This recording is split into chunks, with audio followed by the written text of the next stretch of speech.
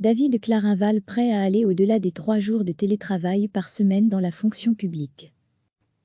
David Clarinval, MR, vice-premier ministre wallon en charge de la fonction publique, estime qu'il y a des enseignements très positifs à tirer du télétravail, qui s'est généralisé dans la fonction publique durant le confinement.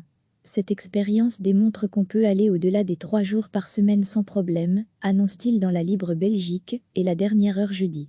On ne peut pas tout faire par télétravail, mais cette expérience démontre qu'on peut en faire plus. On peut aller au-delà des 3 jours par semaine sans problème, si on met en place un système d'encadrement qui évite les abus. Pour le ministre, les éléments positifs se révèlent supérieurs aux craintes qui faisaient que cette pratique pouvait être vue de manière frileuse. Les freins, dont une certaine peur du carottage, disons-le, peuvent être contournés avec un cadre. À lire aussi, une grande majorité de Belges veulent poursuivre le télétravail après la crise du coronavirus. Recevez, chaque matin l'essentiel de l'actualité.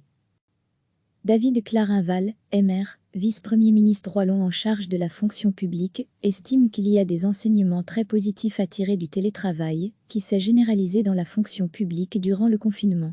Cette expérience démontre qu'on peut aller au-delà des 3 jours par semaine sans problème, annonce-t-il dans la Libre Belgique, et la dernière heure jeudi. On ne peut pas tout faire par télétravail, mais cette expérience démontre qu'on peut en faire plus.